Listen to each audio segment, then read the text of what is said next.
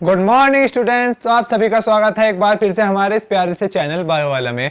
आज हम पढ़ेंगे रिप्रोडक्टिव हेल्थ में emergency contraceptive and MTP medical termination of pregnancy. जैसे कि हम सब जानते हैं, अगर कोई आदमी या औरत दोनों कपल है, एक उसमें इंटरकोर्स हो गया और वो चाह रहा है कि बच्चा ना हो, और बच्चा ना हो तो फिर क्या करेंगे वो, या किसी लड़की, या जैसे हम सुनते हैं रोज़ाना कि रेप हो जाते हैं, तो उससे उसके लिए बचने के लिए कि प्रेगनेंसी ना हो, बच्चा ना हो, तो हम क्या यूज़ करते हैं।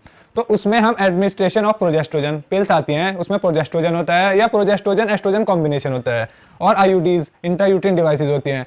With in 72 hour of coitus, 72 घंटे के अंदर अंदर कोइटस के जब इंटरकोर्स हो गया उसके 72 घंटे के अंदर अंदर ये चीज़ अगर हमने ले ली तो वो हमसे प्रेगनेंसी से बचाता है। Have been found to be very effective as emergency contraceptive. तो प्रोजेस्ट्रोजन या प्रोजेस्ट्रो एस्ट्रोजन का कॉम्बिनेशन 72 घंटे के अंदर अंदर कोइटस के इंटरकोर्स के अगर ले लेती है फीमेल, तो प्रेगनेंसी नहीं होती, वो प्रेगनेंसी को रोक देता है। They could be used to avoid possible pregnancy due to rape और अनप्रोटेक्टेड इंटरकोर्स। इनके कारण, रेप या अनप्रोटेक्टेड इंटरकोर्स के कारण ही हम इस पिल्स को लेते हैं। और इस पिल्स का नाम है, एक तो आई पिल्स आती है बाजार में, आई पिल्स कहते हैं, और एक है नाम आती है अनवांटेड 72 के नाम से आती है ये पिल। ये बहुत ज़्यादा इंपॉर्टेंट है फीमेल्स के लिए। उसके बाद आए एमटीपी। एक बार दोबारा देख लीजिए, इमरजेंसी कॉन्ट्रासेप्टिव में अगर रेप हो गया या अनप्रोटेक्टेड इंटरकोर्स हो गया और नहीं चाहते कि बेबी हो, प्रेगनेंसी हो, आगे बढ़े, तो हमें एस्ट्रोजन या एस्ट्रोजन प्रोजेस्ट्रोजन का कॉम्बिनेशन 72 घंटे के अंदर अंदर हमें ये गोलियां खानी होती हैं ताकि प्रेगनेंसी ना हो। और इस आई पिल्स के या अनवांटेड 72 के नाम से बाजार में आती हैं गोलियां। उसके बाद हम पढ़ते हैं MTP, medical termination of pregnancy. अगर प्रेगनेंसी 9 महीने होने से पहले ही बच्चे को अबॉर्ट किया जाता है या किसी कारण से, जैसे वो बीमार हो गया या उसकी जान को खतरा है या माँ की जान को खतरा है, तो उसे अबॉर्ट करवा देते हैं पूरे प्रेगनेंसी पूरी 9 महीने होने से पहले ही, तो उसे कहते हैं medical termination of pregnancy. Use in case of unwanted pregnancy, जो प्रेगनेंसी हमें नहीं चाहिए हो, बच्चा नहीं पैदा करना हो, या कुछ दिक्कत हो गई प्रेगनेंसी में, बच्चे की जान को खतरा है, ये उससे हम एमटीपी करवा लेते हैं उस कारण से। या समटाइम्स ड्यू टू इंटेंशनली, बहुत से लोग वैसे जान के करवा देते हैं। कैसे? जैसे देखा कि फीमेल फीटिसाइड्स है, फीमेल लड़की है, तो उठा के उसका एमटीपी करवा दिया, तो ये बहुत ज़्यादा बढ़ गया था, तो इसलिए सरकार ने एमटी पे बैन लगा दिया था। और फिर उसके बाद वर्ल्ड वाइड अराउंड 40 से 50 million MTPs perform, which means 1/5 of the total pregnancy conceived every year. 40 से 50 मिलियन एमटीपीज होती हैं हर साल, और ये कितनी है? 1/5 है, जितनी टोटल प्रेगनेंसी होती हैं हर साल, उसकी 1/5 एमटीपी करवा देते हैं। और वो 1/5 हैं 45 टू 50 मिलियंस, ये 1/5 प्रेगनेंसीज हैं जो हर साल प्रेगनेंसीज होती हैं कंसीव, उसका एमटीपी हो जाता है। उसके बाद in India MTP was legalize in the year 1971। India में एमटीपी लीगलाइज हुआ 1971 में, एमटीपी बैन लगा दिया गया था क्योंकि कुछ लोग देखते थे फीमेल बच्चा है तो उसका अबॉर्ट करवा देते, एमटीपी करवा देते थे। तो इंडिया ने सरकार ने एमटीपी पे बैन लगा दिया था। इंडिया ने एमटीपी को लीगलाइज किया 1971 में विद सम स्ट्रिक्ट कंडीशन, कुछ कंडीशन लागू की गई टू अवॉइड इट्स मिसयूज, उसके मिसयूज ना हो, उसके लिए कुछ कंडीशन लागू की गई। Because illegal female foeticide, female बच्चे को मार दिया जाता था। अब देखते हैं हम क्या क्या कंडीशंस हैं, क्या एमटीपी की क्या क्या कंडीशन है, एमटीपी कब करवा सकते हैं, कितने महीने में एमटीपी करवा सकते हैं, कितने कब सेफ है एमटीपी, पहले महीने में, दूसरे, कितनी प्रेगनेंसी के कौन से महीने तक हम एमटीपी करवा सकते हैं। हम एमटीपी के बारे में आगे देखते हैं। इतना आप इसका स्क्रीनशॉट ले लीजिए, इतना हम आगे देखते हैं फिर इसके बारे में।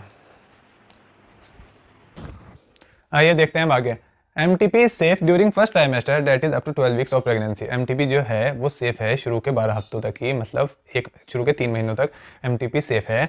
और second trimester abortion are much more risky है। जो सेकंड ट्राइमेस्टर है मतलब 12 वीक्स के बाद वाला, वो बहुत ज़्यादा रिस्की है फर्स्ट ट्राइमेस्टर के मुकाबले।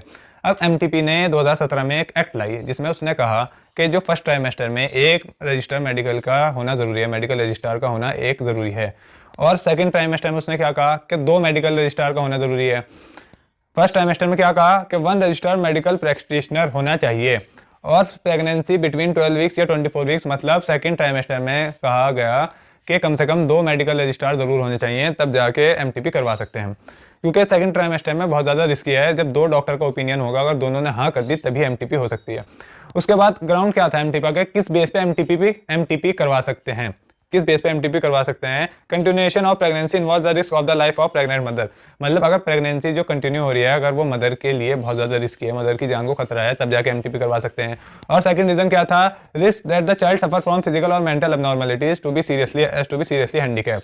सेकंड है कि जो बच्चा है माँ के पेट में, अगर वो मेंटल या फिजिकल अबनॉर्मलिटीज़ हैं उसमें, या हैंडीकैप है, या उसमें और कोई सा जेनेटिक डिसऑर्डर है, तो जाके उसका एमटीपी करवा सकते हैं। 2017 एक्ट आया, उसमें क्या कहा कि फर्स्ट ट्राइमेस्टर में एक रजिस्ट्रार होना जरूरी है, मेडिकल रजिस्ट्रार। सेकंड ट्राइमेस्टर में कम से कम 2 मेडिकल रजिस्ट्रार होने जरूरी हैं। और किस ग्राउंड पे एमटीपी हो सकती है, या तो माँ की जान को खतरा हो, या बच्चा कुछ सीरियसली हैंडीकैप हो, या अबनॉर्मेलिटीज हो उसमें कुछ मेंटली या फिजिकली, तब जाके एमटीपी करवा सकते हैं। उसके बाद one disturbing trend is that majority of the MTPs are performed illegally by unqualified peoples, not only unsafe but could be fatal to.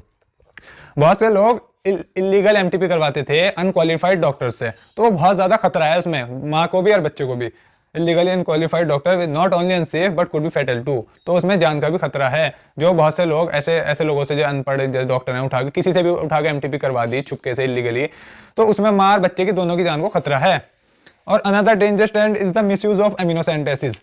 मैंने आपको पढ़ाया था एमिनोसेंटेसिस में बच्चे को क्रोमोसोम्स लेके फ्लूइड में से पता लगा लेते थे कि लड़का है या लड़की, to determine the sex of the unborn child, पता लगा लेते थे लड़का है लड़की। अब अगर उसमें लड़की मिलती थी तो बहुत सारे लोग एमटीपी करवा देते या अबॉर्शन करवा देते थे, तो वो बहुत ज़्यादा इलीगल है, वो बहुत बेकार बात है, गलत बात है बिल्कुल। तो ये दोनों चीज़ें हमने नहीं करनी चाहिए। सरकार ने इन पर बैन भी लगा रखा है। क्या है, एक तो एमटीपी इलीगल है क्योंकि बहुत से लोग देखते हैं लड़के एमिनोसेंटेसिस में देखा कि लड़की है और उठा के उसकी एमटीपी करवा दें, तो ये बहुत ज़्यादा गलत है, ये हमें नहीं करना चाहिए बिल्कुल भी। These are dangerous both for young mother and the foetus, क्योंकि ये बहुत ज़्यादा खतरे की भी बात है मदर के लिए भी और बच्चे के लिए भी। उम्मीद है आपको ये लेक्चर अच्छे से समझ में आ गया होगा। मैंने एमटीपी की आपको एक लाइन अच्छे से एनसीईआरटी की सारी बोर्ड पे लिख के बता दी है, सब समझा दिए हैं। एक बार जल्दी से एक और बार बता देता हूँ आपको जल्दी। एमटीपी सेफ है कब तक, फर्स्ट ट्राइमेस्टर तक, that is 12 week of pregnancy. Second trimester में रिस्की है एमटीपी का 2017 एक्ट आया, जिसमें फर्स्ट ट्राइमेस्टर में 1 रजिस्ट्रार मेडिकल होना जरूरी है और सेकंड ट्राइमेस्टर में कम से कम 2 मेडिकल रजिस्ट्रार होने जरूरी है। और एमटीपी किस बेस पर करवाई जा सकती है, या तो माँ की जान को खतरा हो, या बच्चा सीरियसली हैंडीकैप हो, या उसे और कोई मेंटल या फिजिकल अबनॉर्मेलिटीज हो। उसके बाद ये चला के लोग अनक्वालिफाइड डॉक्टर्स से इलीगली वो करवा रहे हैं, क्या करवा रहे हैं, एमटीपी इलीगली डॉक्टर्स से एमटीपी करवा रहे हैं, जो कि अनक्वालिफाइड डॉक्टर्स हैं, बहुत से अनक्वालिफाइड पीपल हैं, किसी से भी उठा के एमटीपी करवा लेते हैं छुपके से, तो बहुत ज़्यादा खतरा है उसमें बच्चे को भी और माँ को भी। उसके बाद एक वो चला था, मैंने आपको पढ़ा था एमिनोसेंटेसिस, जिसमें हम पता लगा लेते थे या लड़का है होने वाला बेबी या लड़की।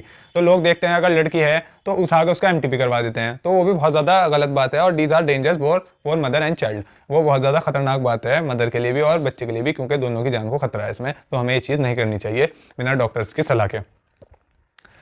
तो आपको ये अच्छे से समझ में आ गया होगा। मैंने एनसीईआरटी की एक लाइन बिल्कुल क्लियर कर दी है, बहुत ज़्यादा अच्छे से मैंने आपको एक लाइन पढ़ाई है, आपके दिमाग में एक चीज़ सेट करवा दी मैंने। और एनसीईआरटी इसे देखने के बाद एक बार एनसीईआरटी ज़रूर रीड करिए, आपको सब कुछ आता होगा और उम्मीद है आपको सब समझ में भी आ रहा होगा जितने मैंने इससे पहले लेक्चर करवाए।